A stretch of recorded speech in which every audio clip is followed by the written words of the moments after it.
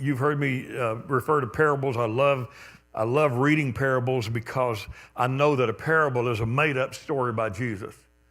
And if you're going to make a story up to fit a point, then every part of that story has relevance and meaning because you got to make it up.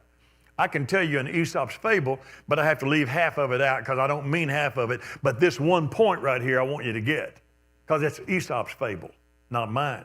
But if I make the fable up, I'm going to make it up the way I want you to get every point of it to understand me.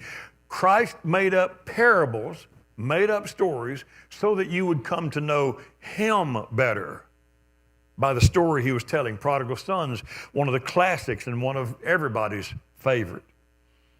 And so Jesus, this one parable I singled out in Luke the 11th chapter, verse 8, Jesus is telling about someone who had a friend come to him at midnight. They needed food. They didn't have anything to give them. It's going to be a shame to come in and you're starving from the long walk and it's late and the stores are not open. The marketplace is shut down and I got nothing. But don't worry about it. I got a friend down the street.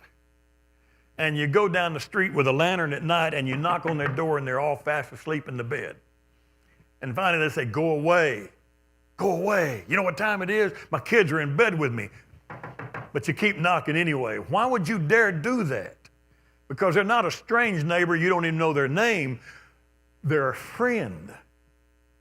So you keep asking even though you know it's irritating the fire out of them.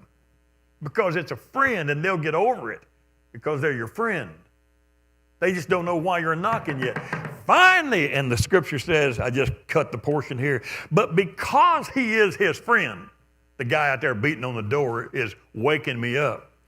Because of his need, he will still get up out of the bed, go in there and open the door, and hear that he needs some loaves of bread, and he will give him as many as he needs, not just to get rid of him, because he's his friend.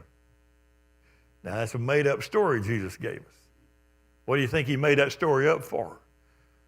To teach you that no matter when you come to Christ, there is no inopportune time that he will not pay attention to a friend.